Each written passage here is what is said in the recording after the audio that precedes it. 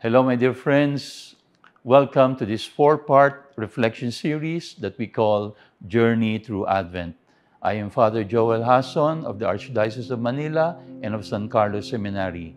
Ako ang inyong magiging kalakbay ngayong panahon ng Adbyento. And welcome to the first Sunday of Advent.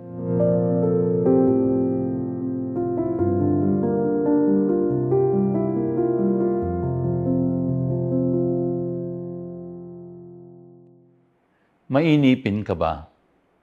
Marunong ka bang maghintay? Nabubuhay tayo sa panahon ngayon na ang lahat ng bagay ay madalian. We live in a world where everything is instant. And this is the reason why I think the Church in her wisdom gives us this season that we call Advent. Panahon ng Adbyento. Ang Adbyento ay nanggaling sa salitang Adventus. Ibig sabihin, ang pagdating, the coming. At sino ang darating? Darating ang Panginoon. But what is the spirit of the Advent season? It is supposed to be a spirit of waiting. And so in these 4 Sundays of Advent, 4 na linggo ng Adbyento, tuturuan tayong maghintay. On the first Sunday of Advent, our gospel is about Jesus reminding us to be ready when the end comes. Kaya 3 bagay ang ipinapaalala sa atin ng Panginoon. Ano yung unang bagay? Advent is a time of waiting.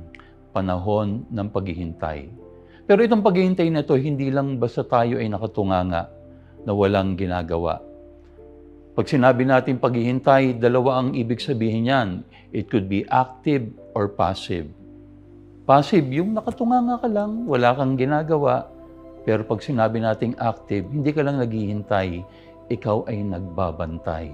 And that is the real meaning of the Advent season. We are not waiting passively. We wait with expectation. Paghihintay.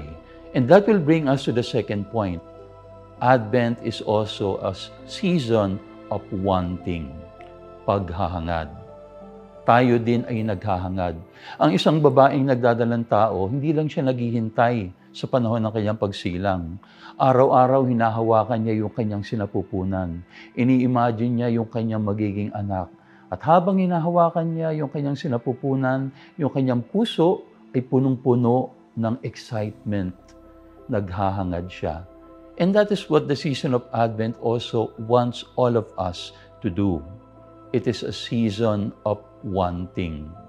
Alam niyo, kapag nagpunta kayo sa mga simbahan ngayon, most probably nakalagay na yung mga Advent banners.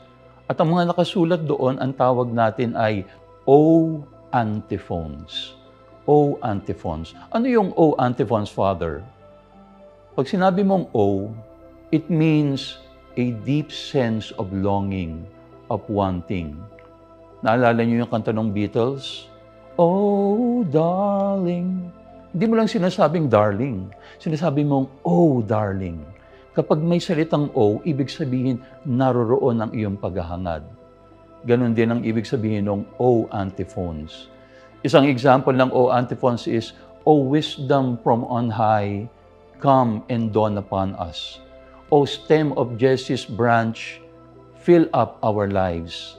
Ito yung pinapaalala sa atin, palalimin natin yung ating paghahangad. Merong isang philosopher, si Peter Crave, ang sabi niya, the problem with modern man is not that he desires too much. The problem with modern man is that he desires too little. Ibig sabihin, ang babaw ng ating kaligayahan. Pag sinabi natin paghahangad, inaanyayahan tayo, palalimin natin yung ating paghahangad. Ano ang ina-anticipate mo ngayong darating na Kapaskuhan? Parties, more kainan, mga bagong gamit, bagong damit. Okay yon. Pero ang paalala sa atin ng Panginoon, hindi lang yon ang dapat hinihintay natin. We are waiting not for something, we are waiting for someone. Kaya dapat yung ating puso, puno ng paghahangad sa pagdating ng Panginoon. Let us deepen the quality of our desires. Wanting, paghahangad. And then lastly, the season of Advent is a time of working, pagtatrabaho. paghahanda.